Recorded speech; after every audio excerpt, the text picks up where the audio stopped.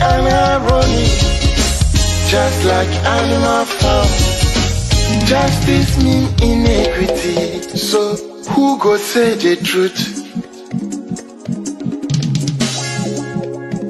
Who go say the truth? Christian can say silence, Islamic leaders silence, kings and queens silence, traditional leaders silence. So who go say the truth? We are them go so confused the call. Now by area why no better. We are them go so confused the call. One guy's out here why no better. Who go say the truth? Who go say the truth? Oh, he need it now, see what I see so. Now your friend and I ain't come at them. Only papi obeka na sembia. So I want one over to it. Everybody was afraid. And when Tina to my cottage, I nine. Once my boy dumping one and I see. But who go tell the truth? Nanai or say me. Nanso bien person beka wasam because everybody is afraid. Aya safwe muayini. Aku draw for nina dalima. Enti who go say the truth? Obiaja konson so to grow Germansa to me be a cacobrafo. Efo anyina ye. Efo when you know yet. Na so kutrata down na so be dia back or why no keke. I fene for be man mo pia for efo ne cross on my mo. Hanya safwe mo ayini. Akuku drop for you na dalima. And who go say the truth? Abaya di bote chino. Yedi bi bebo nyande bi kachi sa odi oma opipi numa odi oma never shine na frafonsa. But who go tell the truth? TUC silence, even journalists silence. So then who go say the truth? Right is right, wrong is wrong, no matter how you justify. You say you wanna get rid of corruption.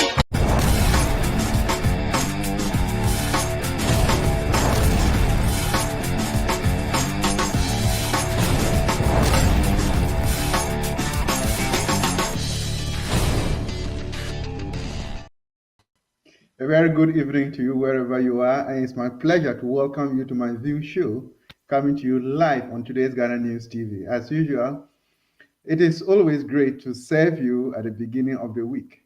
We are coming to you live on all our social media platforms on YouTube, Facebook, TikTok, Instagram, and what have you, and live in your homes, right, on Switch by satellite, and as well as a podcast on Anchor FM.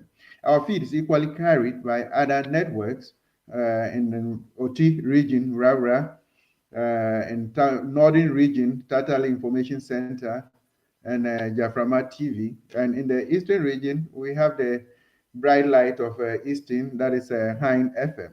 And in Accra, you can find us on King's Radio.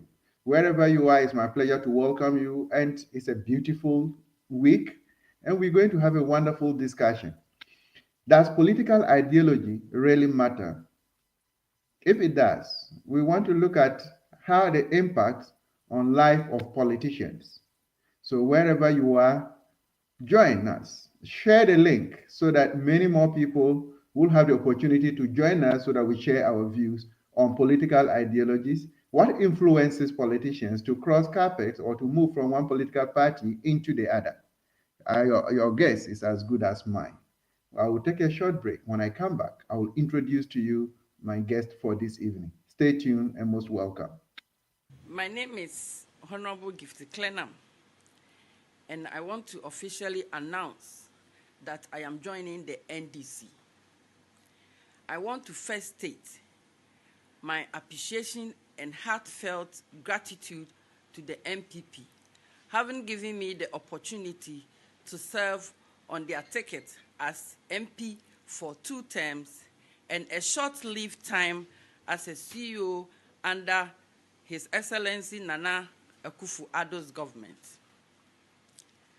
But I strongly believe that with the factors carefully considered, the best way to achieve the Ghana we all dream of is through the NDC. Upon reflection and extensive discussion with my family, I believe the NDC align more with my current values and vision for Mother Ghana. I think it's time for the people who love Ghana to be bold and do whatever is necessary for Ghana's development. I bring with me twice the amount of fire, experience, and zeal to join my new family, the NDC. And I am grateful to the NDC for opening their arms and accepting me. Ghana's potential is endless, and the NDC has the unique skill set and have resources to bring out the best in Ghana. I have already begun to make effort to contribute actively to that effort in the NDC, starting with a good governance card membership in the party and other political support in this just past election. Young people in this country have struggled for far too long and have had a lot of their time wasted. It is time we elevate them to their rightful place in society so they can also live dignified life. I intend to immediately connect with the NDC grassroots to hear their concerns and see how I can help. My personal office is available to all NDC patriots, the grassroots, and like-minded Ghanaians, especially the youth, to assist in any way that I can. I am very grateful to the NDC faithful for the warm reception I have received so far. NDC embodies the hospitable spirit that Ghana is known for. I know my father is up there smiling on me this day, for it was his wish that I one day join his party. May he continue to rest in peace. May the good Lord, who took me from being a Kayaye to Parliament, to guide me on this journey. Thank you, God. Thank you, Ghana. Thank you, NDC. Eyezu, a new family car.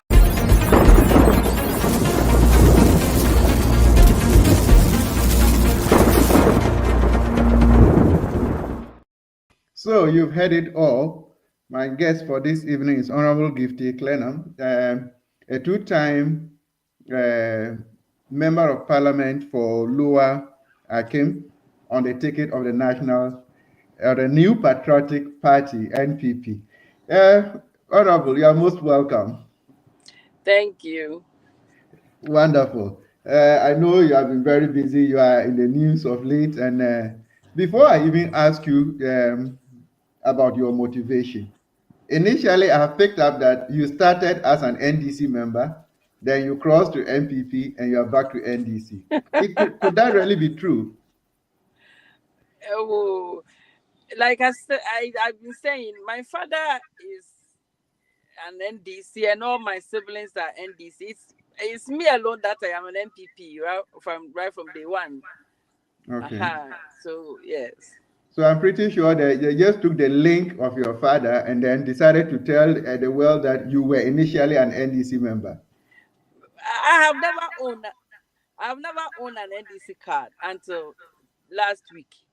Yes, I've always been an MPP member, but today I am an NDC, and it's as straightforward as that. Wow. So if I got you right, until last week, so it means that you joined the NDC after the 2024 elections. Yes, I picked the card. I mean, you have to own the card to belong to them. You know, Okay. you cannot just. Well, you can be a sympathizer, but for me, I I am I am confident enough to take a card because I believe in what I'm doing. Wonderful. So what's your motivation, Honorable? I know a lot of people will be asking questions, and I'm equally going to ask that question. A few years ago, somewhere 2008, we had an issue of Professor Wayo Seni, who crossed carpet, and he had to go for a by-election and he lost. Fortunately for us as young people, and unfortunately for him, there was a conference at Akosombo organized by the IEA, and Professor Wayo Seni was supposed to speak on political ideology. Does it really matter? So before we look at that, what is your motivation? What motivated you to make such a decision to move from MPP to NDC? Thank you, but I told somebody that I wasn't going to grant any more interview on this topic because it's done. And last week I spoke enough, so I'm sure you've picked it from somewhere else. But for the sake of our listeners, let me just do it once and for all, and I will not speak to it again because I have to move forward. Sure. So long as I'm concerned, this decision is a firm decision, and we must make sure that it works and it benefits the people of the country. You see, we are called to serve. We are called to serve Ghana, and especially the youth have to benefit from us, both our experience and what we've been able to make for ourselves. We have to put it out there for them also to follow and come up to be good leaders. And so, so long as I am concerned, I am motivated by the fact that I can be of help to the youth more in NDC. That's it. Okay. So by implication, Especially looking at the policies that His Excellency President John Mahama has in his manifesto. okay. Well, uh, let's see how we go ahead, and then the opposition available, and how we can utilize your experience in bringing up the youth. Because as we speak now, the youth is the core of the concern of every Ghanaian. So once we have people who put their experiences at their disposal, that will encourage them and move them ahead. I think that is the best option for us. I am more touched by the video that was played where you said you moved from being a Kaya to being an MP. That alone tells a lot of people who have listened to you or who have watched that interview, to tell them that all is not lost. It doesn't matter where you are. Once you have the determination, you can reach your ultimate goal. Exactly. And I think it's Exactly. a very good motivation. But one may want to ask, Honorable, what motivated you to go into politics? What was your vision? Well, it's the same. I You see, I see solutions everywhere Okay. I go, right from childhood. Where people see as problems, I see them as solutions, and I see it every day. And every day, I play a role in people's life, either advice or offering something that turn their life around. And it's been me all my life. And so those are the things that encouraged me to go into politics. And you see, I started into working in the export industry developing products for export at a very early age. And I was having in 1996, I think President Rawlings did the National Economic Dialogue in Accra, and I attended. I was very young at that time. And after all the deliberation and other things, they said they were going to do a lot for the youth who want to go into agriculture. And at that time, I was in agriculture. In fact, I had already acquired about 50 acres of land, and I started planting pineapple at that time. At that age, and through it all, I have realized that politicians don't understand what it takes to develop the export sector. And so I got a bit worried. I said, is that all? I watch people, the way they move and come, and I'm like, is that all it takes to be a politician? I'll also enter. So at that time, I took the decision, and then I went to President Kufuor's house. And I told him that, you want to become a president? He said yes. He was just looking at me. He had never met me before. And he said yes. I said, okay, I want to support, and then I want to join your political party. That's how I entered. Wonderful. But then let me get this impression too. There are a lot of political challenges that often come the way, especially with female participation. As a former MP, one may want to find out what were some of the major challenges you faced in your role, and probably how did you overcome them? Yeah. As for the female politician and the challenges we face, it's just too much. Financing is another issue.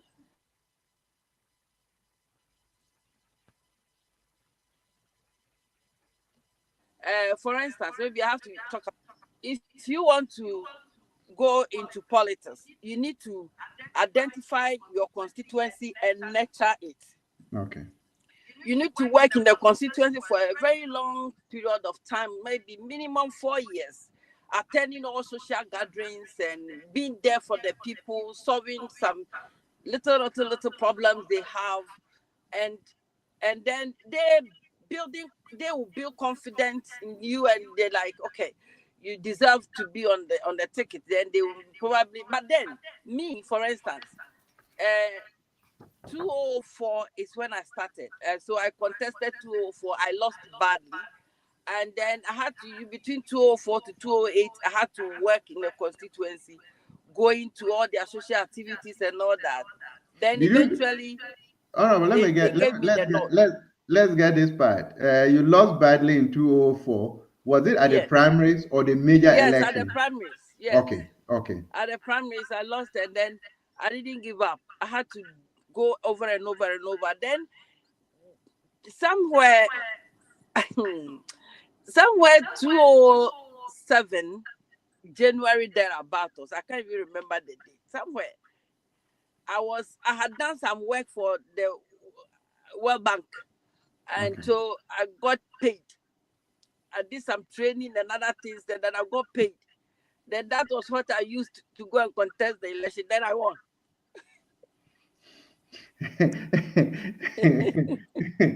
So one. So financing was a major issue, but I didn't want to depend on anybody, because nobody at that time believed I could make it.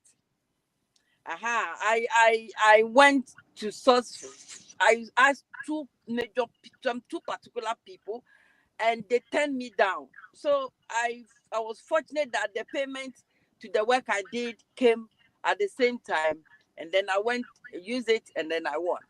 And I remember they were like, "Wow, we didn't know you could make it." I said, "Well, God's grace, I've done. It's done." So that's how I started. But it's like you need a lot of money to nurture the constituency. And that's the challenge the women we have in the constituency. You don't just get up and say that, like, for instance, those who are contesting district assembly election, you need to be in the community and be doing a lot, but it's all boiled down to money. Wow. I think in reality, our political landscape, or probably our so-called democracy that we are practicing has been monitored to the extent that if Yes, you that's are the not in truth. a position, That's the truth. you And cannot it's make it. bad. As bad as it is, that's the reality on the ground. So it means that you can have all the good ideas, you can have everything that will move the development of the country forward. But if you want to pass through the legislature by become a member of parliament and you are not financially sound, then you better forget it. Yeah. I mean, sometimes the truth is bitter, but it is what it is. Yeah. So Mm. let's see.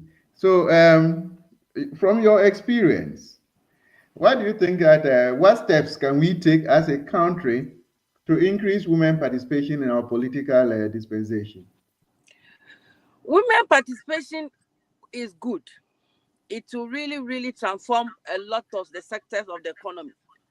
But um, we need to strategically identify the roles that women can best play and then give it to them to play. You know, we it is purely men's world. I'm telling you, this politics is purely men's game. It is purely men's game because me, for instance, every time I am doing my primaries, I'm contesting 5 men, 4 men. I mean, it's not easy at all. They will like it's tough. But I'm telling you, in on MPP's ticket that I contested 2 terms, no MPP member has gone 2 terms in the constituency. I am the only one, and it is Oh, okay. because I have worked hard for the people to benefit. You see, and I'm telling you, the illiterate, they appreciate good work. If you come and you do it well, you really deliver to the best.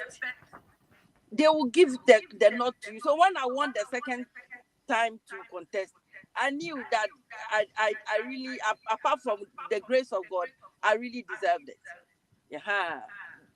When I worked hard, they gave back me to to contest. But Charlie, it is men's game. the, the women themselves are saying it's men's game. So it Yeah, tells you it that the is. It challenges is. are very daunting. It is. Yeah.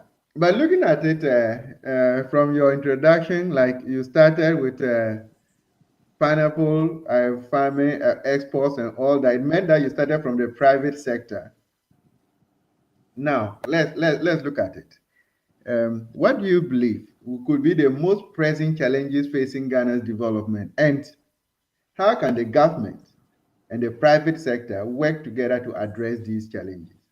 You see, we have a very, very weak private sector in this country. The private sector is very weak. And we need government intervention at certain sectors that is dominated by the private sector. You Okay. understand? We don't expect government to go into industries, but then the private sector going into industries. Let me give you critical example. I am into fruit juice factory, okay? Okay. And when I got opportunity to develop the raw material, I didn't do some for myself because I thought it was conflict of interest. Some factories like Pinora, I said Pinora. What's the name of this? Blue Skies, Mm-hmm. a coffee factory, and so many Bomats and so many other factories within the Isawam area Yeah. who are processing pineapple. I strategically developed the suckers for them to plant, and I told them, this is government intervention for you to sustain your raw material base for the factory. So I gave you 5,000, I gave you 5 million suckers, I gave you 1 million suckers, I gave you this, I have plant. And I know if I give you 2 million suckers today, the next 2 years, you will triple your production. That is how pineapple is. Today, as I speak to you, all those companies I just mentioned, some of them have moved from Ghana to Ivory Coast and that because they are not getting the raw material. The raw material base is not there. And it is so capital intensive to go into such industries. The processing is an industry on its own. The raw material is an industry on its own. So if you are an agricultural economy and just the raw material, which is agricultural produce, we cannot get it to feed the factory that can employ the people. What are we doing? You understand? Yeah. So some of the things we need government intervention, and the taxes on them must go down before the end of the year. All the various DRA, this one is on your neck, this one. Meanwhile, you can't even pay your workers yet because you don't have the raw material. I have a factory, how do you call this? Pinora? Yes, in my constituency, that can do about 5 tons per hour and employ people. They are not even getting the raw material because nobody is planting. And it takes in a big capital to do this. To produce an acre of pineapple is about 60,000 Ghana cedis. You know, and for the revenue that comes out of it, it's about 2 or 3 times. So it's a good business. But we need interventions. But until now, I thought there was a lot of governmental interventions, especially in the previous administration, for private sector development, or it was another lip service. You see, I'm praying that those that are in the homes of affairs, they understand what to do to solve the problems. That's all I'll say. Wow. Okay. I think let me just hit you one more on your experience, especially from the economic point of view. I want to look at the role of private sector in totality and entrepreneurship.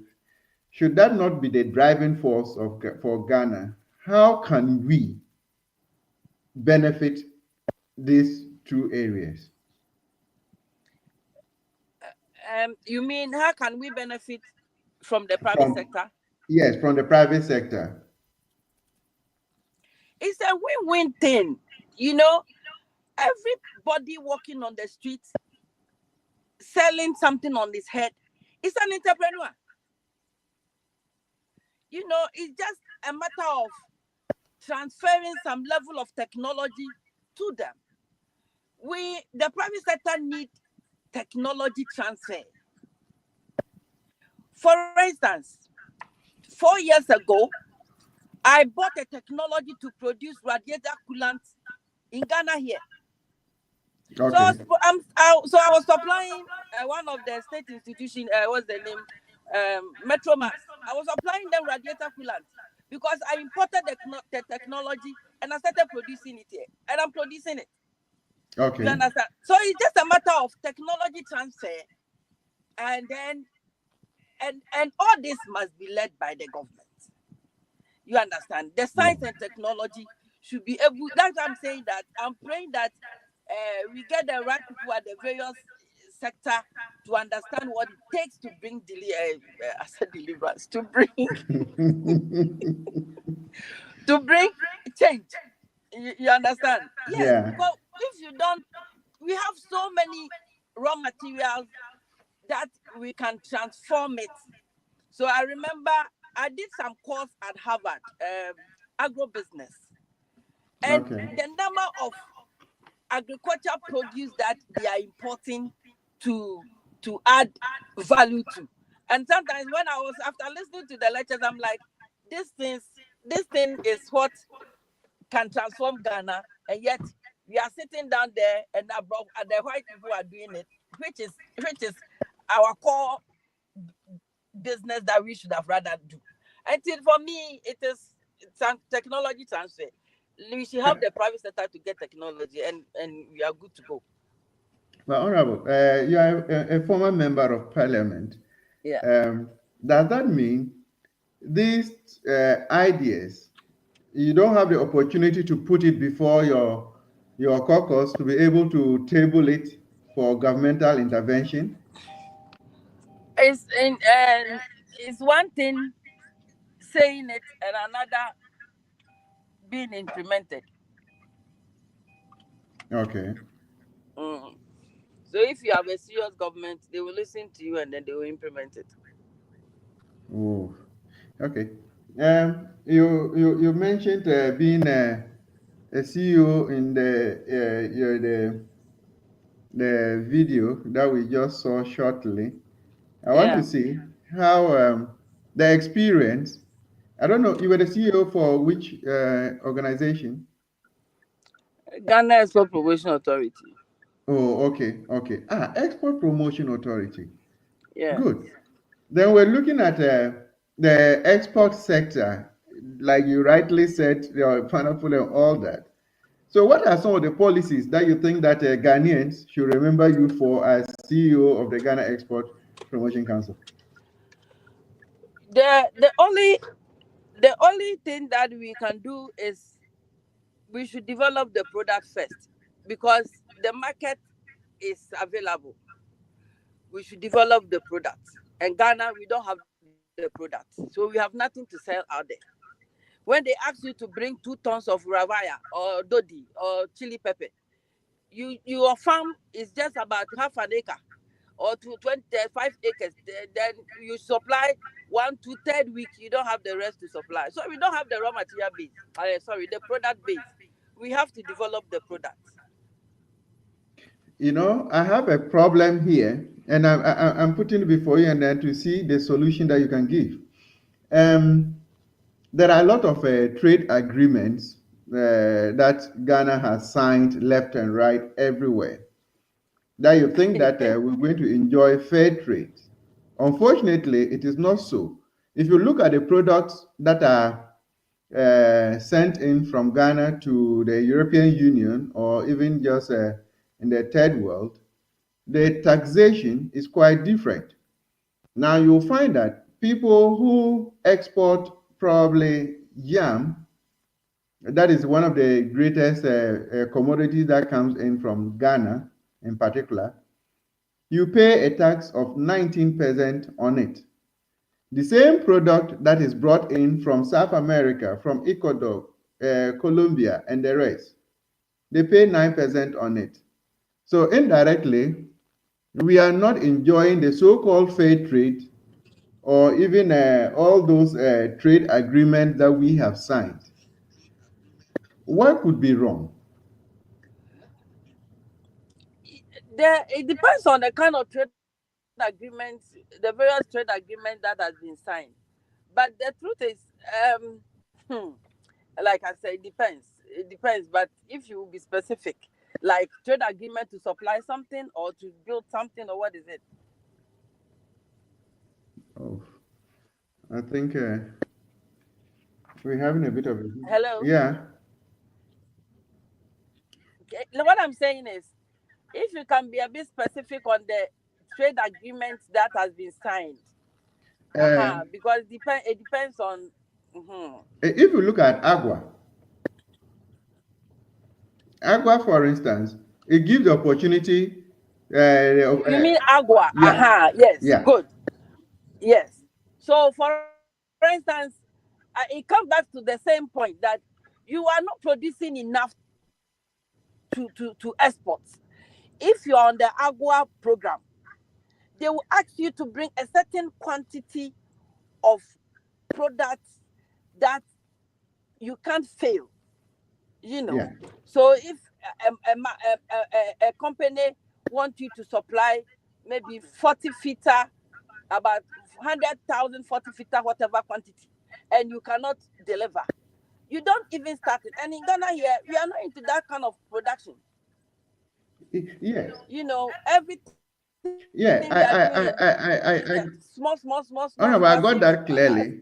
I got that clearly. But my point is that the taxation that is on the products from, for instance, from Mm-hmm, Ghana is different from the mm-hmm, taxation on products from South mm-hmm, America. Take, for instance, Ecuador, Colombia, and the rest. Because take a commodity like yam from Ghana.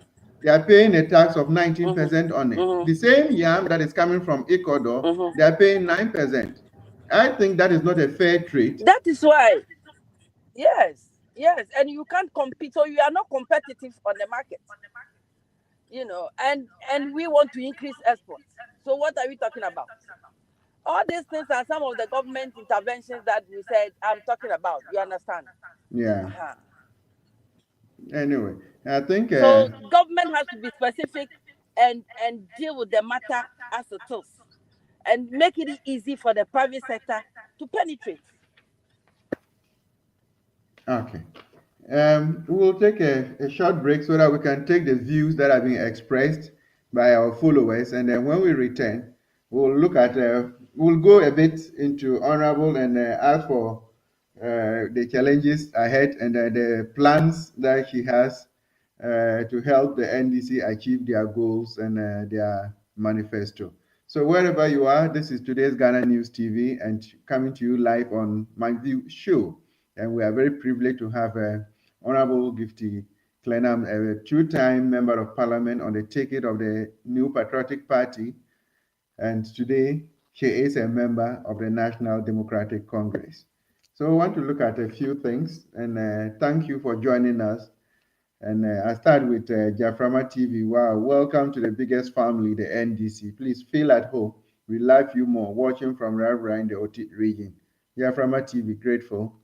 Kukuyevu says, this woman is full of fire and wisdom, and very beautiful woman, watching from Suhu in the eastern region.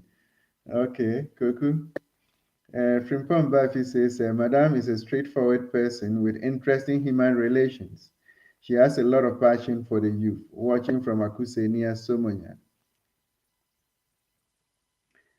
NDC Diaspora Union. Dr. Jerome kindly asks Madame who is her political mentor. We in the NDC are blessed to have her in our fold, watching from Amsterdam, Holland. Well, I will ask her. I will ask her. Boachi says, I love to watch Madame Demo. Honorable Gifty Klenam, you are really blessed, watching and listening from Achim Himan. Asampahini, we are grateful. Mavis Boatin says, good evening, watching from Lisbon, Portugal. Please kindly ask her if she has been able to groom other young ladies to take over from her. That's a very good question. I will do that. Fans TV. Honorable, you are welcome to the family, watching from Aflao in the Volta region. Freeman says, this clearly shows Honorable Gifty is not a stomach politician. Please kindly ask her if the president asked her to come and serve. Which sector is she looking at? Watching from near who? We will find out, Freeman. Sikapa family, Madam, you are doing well. Watching from Jimapo near Koforidua. Lady Mal says, unfortunately, we can't see Honorable. Well, watching from St. Petersburg, Russia. I think we have a bit of a lightning problem, but all the same, we'll see. Kwesi Insian says, I'm watching from Anglo Town in Koforidua.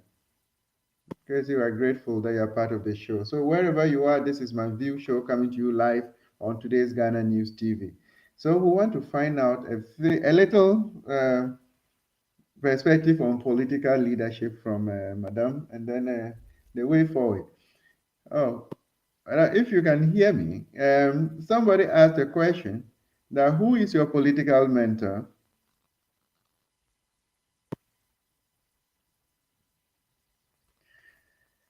Yeah, I'm pretty sure we're having difficulties here.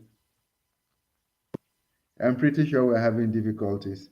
Yeah, somebody wants to find out who her political mentor is. Like I did indicate at one point in time, Madame has done a lot of activities within her constituency. Like she rightly said, when you do such activities, then you have the heart of the people and they follow you, and obviously they'll give you the opportunity to serve them.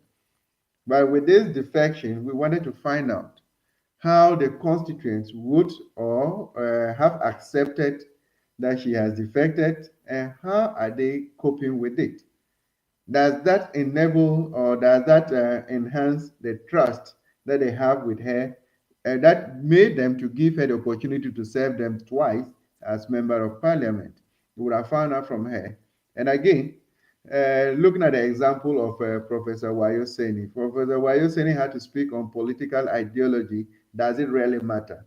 In this part of our world, in Africa and Ghana, for instance, does political ideology really matter? There you find people who, for Professor Wayoseni, was part and parcel of the National Democratic Congress and helped in drafting the NDC constitution.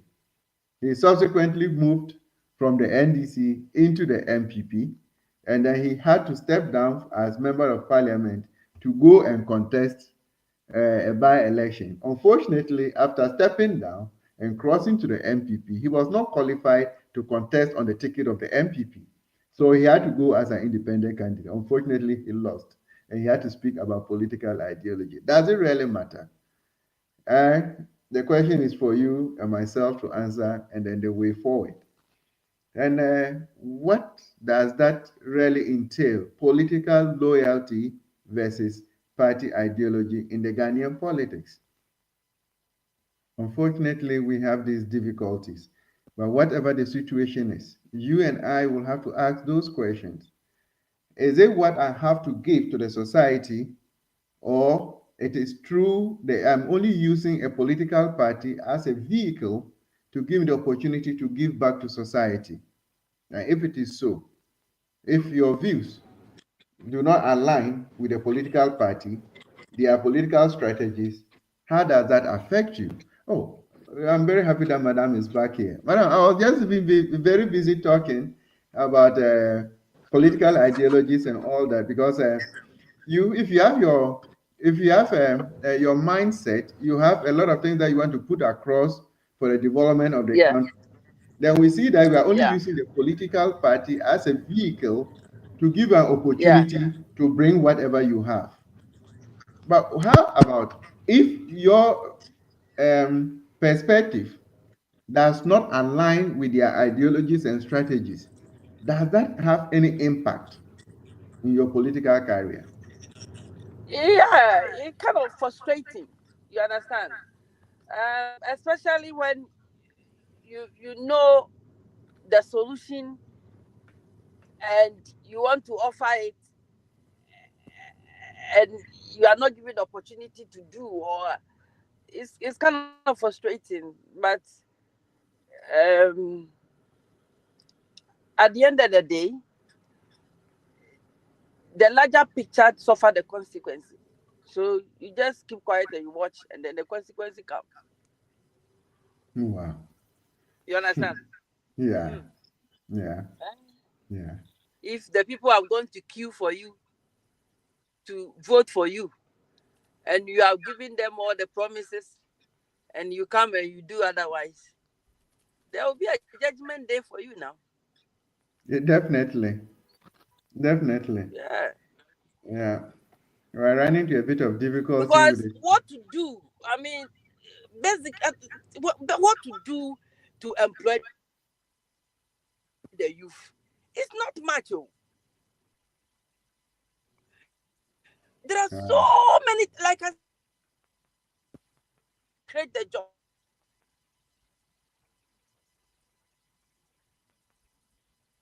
for the people.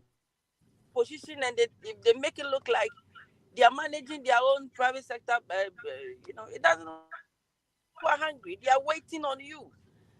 Deliver because you can do it. That's why you've been called. You've been given the mandate. We can't continue to waste the youth time anymore. We can't. We can't waste their time anymore. okay. Hmm. We're having a bit of difficulty with the site. But, Madam, there's one thing I want us to look at. First, I ask you what you'll be remembered for at the Export Promotion Authority. Now, in your constituency, what will you be You remembered? mean what can they remember me of? Yes, please. Okay. So in the history of that organization, nobody has done export product development. You Okay. understand? They all that I have watched over the years. is they do export promotion. But export product development, it has never been done there. But the question is, what are you promoting? Mm-hmm. So you travel all over the world, travel all over to go and look for market. And then when they say bring the product, you don't have the product. So in my time as the CEO, I went into the export product development and making sure that the pineapples were growing, the orange, the cashews were there, the yam, like you mentioned, yam. I supported the yam farming industry to do yam for export, coconut, um, name it, and all those products yielded results. You understand? So Okay. that is what they will remember me of. And today, if you go there, the records are there. Within 1 year that I was there, I developed 400,000 seedlings of cashew. And I gave it to the youth in the bro and a half those days to go and plant. Today, they are cashing on it. You understand? That is how we Okay. create wealth. Western and Wow. Central region, I did 150,000 seedlings of coconut. I distributed to the youth. I said, go and plant. They did it. Those who did the yam, those who did the pineapple. Today, as we speak, a coffee pineapple processing factory. I gave them suckers to plant, and that was how the factory was built. And it's all something that has created employment for the youth, you know. And so we Okay. can do things to change their lives. Why are we wasting their time? That's true. So that is what we remember you for at export promotion. Now, your constituency. How will your constituents remember you? As for my constituency, um, I'm happy they gave me the opportunity, and I'm happy for the things I did for them. Before I left there, I had done almost about 70 something projects, Okay. and it's amazing. And it's not just any other small things. Building antenatal centers, building schools, and I did all this under opposition. My government was not in power. MPP was not in power at that time. Okay. President Mahama was in power, and Professor Atta Mills. It was their time that I did all these projects in Lower West Akim. And I'm always grateful to them because me, I was an MPP at that time though, but I would go everywhere and go and look for help. Okay. Yeah, Yeah. okay. I can't Um, remember one of the days I went to President Mahama and I said, please use some of the cocoa roast money and do some my roads for me. And he sent Dr. Puni to go and do it. And they did it for me. So I'm grateful. And I get things done. I don't really bother whoever is in power. I get things done. And that is how a leader should be. somebody just said, please kindly ask her of her opinion on the 24 hours economy policy.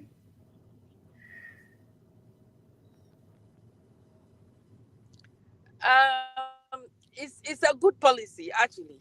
It's a good policy, and I pray that the implementation will be the best. Because sometimes a policy is best on paper, and the implementation too has to be another thing. But this one, I know it will work. So let's pray. Wonderful. There's one question that I have to ask. If I miss it, because this is the best opportunity for me. Um, what we see on the floor of Parliament gives a different feeling to most of us who are very critical. It looks as if on the floor of Parliament, the MPP always have a stand, and the NDC has a different stand depending on what they debate on the floor of the House. We have never seen an MPP member getting up to speak against a policy that MPP has put or has tabled. And we have never seen an NDC member getting up to speak against a policy that the NDC has tabled. When we experienced that, it was when we had what's his name? One MP from Central Region, AOB. who used to speak, who spoke about the sale of Ghana Telecom during the term of President Kufuor. Is it the case that before you even go to the floor of the House, you always take a stand on issues? Well, it depends on the.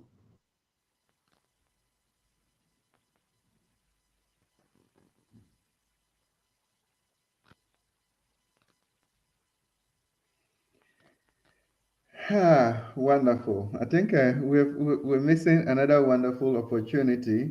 But wherever you are, this has been a discussion with Honorable Gifty Klenam, a two-time member of parliament for Lower West Achim in the Eastern region, and currently she has become a member of the National Democratic Congress shortly after the elections.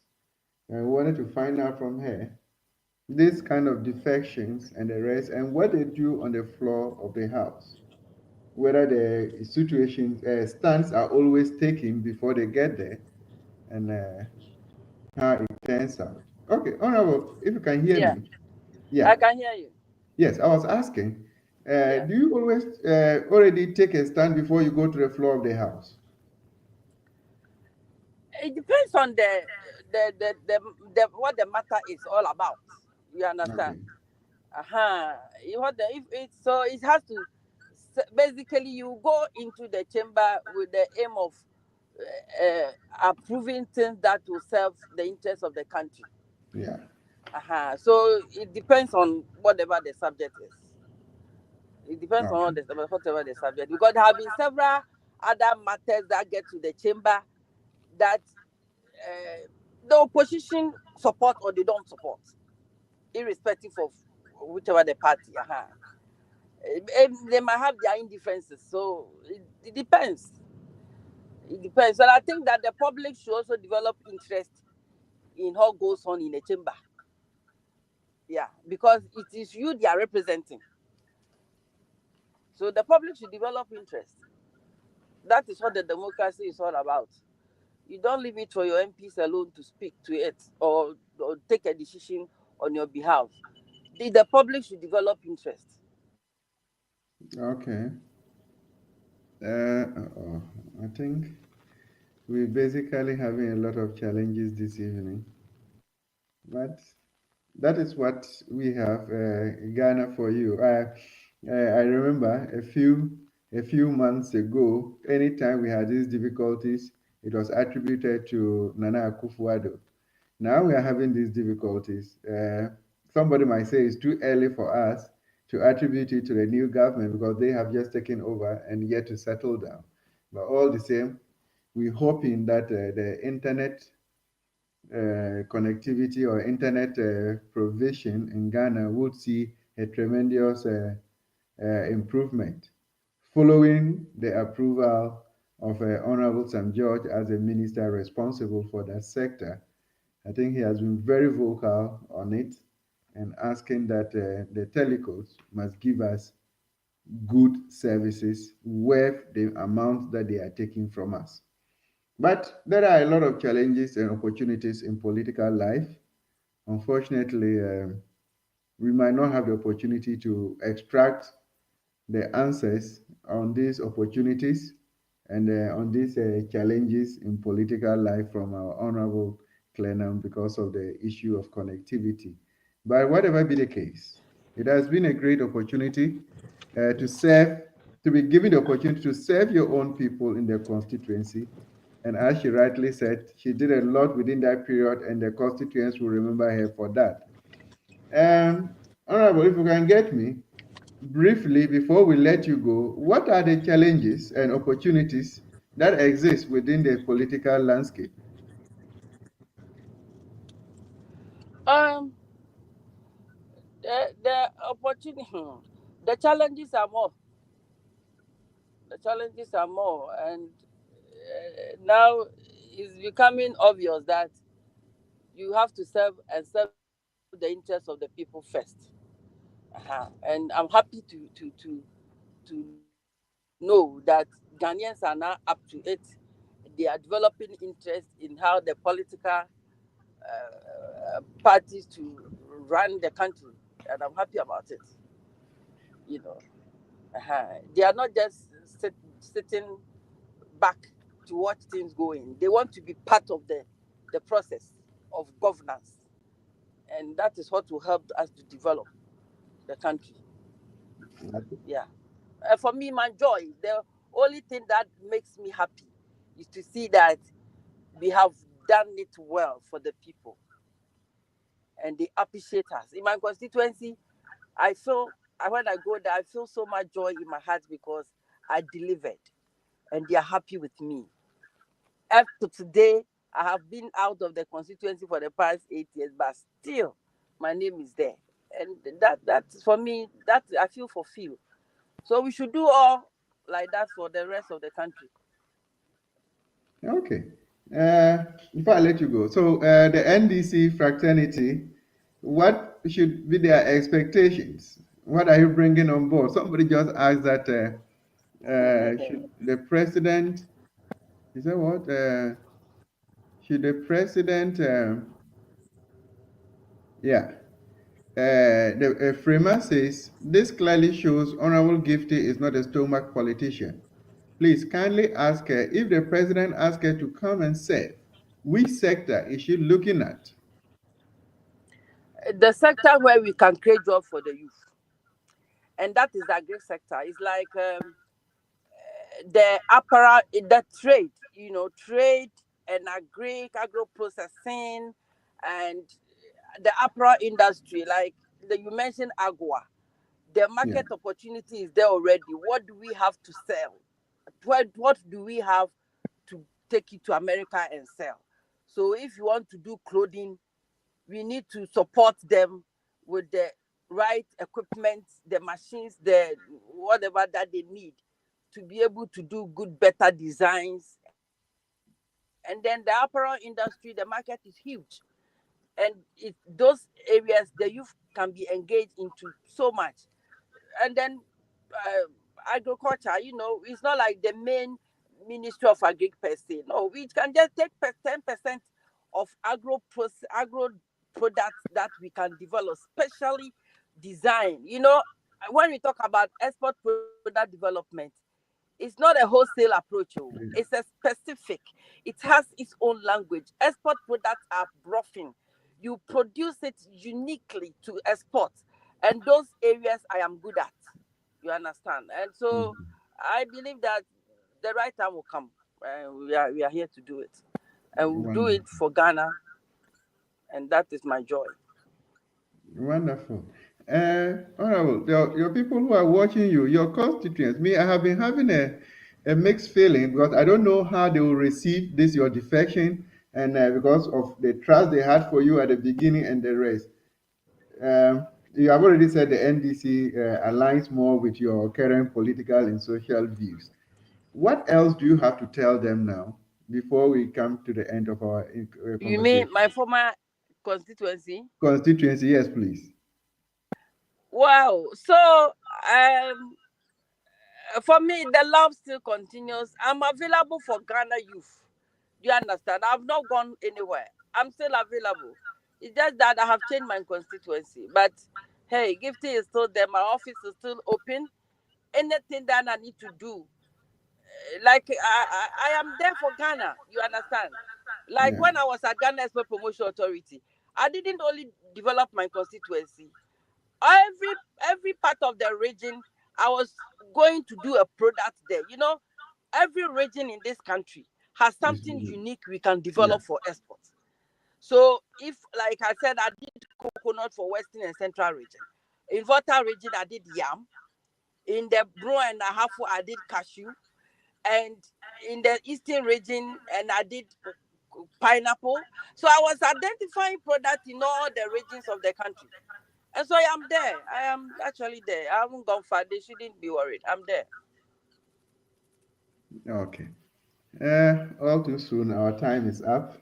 Well, we're very grateful for the opportunity, because it's not been easy to take such a decision. But once you have taken the bold decision and you have announced it and you are living by it, I'm pretty sure that the NDC members will be very grateful because they know that you have a huge constituency that you are bringing onto their fold. Because the elections now is all about numbers, and that's the issue. But the striking thing is you announcing your defection after the elections is quite strange to somebody else. If you're a politician, you have to be strategic, period. Okay. All right. We are very grateful, Madam Gifty, for your time this evening. And we wish you all the best. Thank you. Yeah, we wish you all the best in your political life, especially with the NDC. And we see what good will come out of it for the youth of our country, Ghana. Thank you very much once again. Thank you. Bye. Bye. So that is my view that came to you live on today's Ghana News TV. It has been an interaction with Honorable Gifty Klenam, a two-time member of parliament for Lower West Achim in the Eastern region, who has just defected into the National Democratic Congress. For the good of Ghana, for the good of our democracy, for the good of the youth of Ghana. Let's see what comes out of it. Until we come your way again, it's always a pleasure to welcome you to a beautiful week and then to a beautiful program MyView live on today's Ghana News TV. Ensure that you subscribe to our YouTube channel so that anytime we have any breaking news, you have access to it. Until we come your way once again, take good care of yourself, and Yehovah bless us and keep us intact. Good night.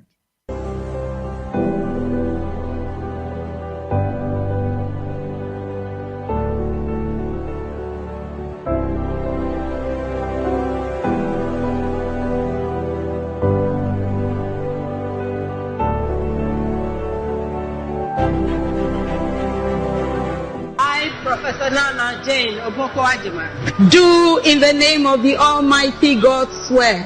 Do in the name of the Almighty God swear that I will bear true faith and allegiance to the Republic of Ghana as by law established, that I will uphold the sovereignty and integrity of Ghana, and that I will preserve, protect, and defend the Constitution of the Republic of Ghana. So help me God. Congratulations, Madam Vice President. Thank you.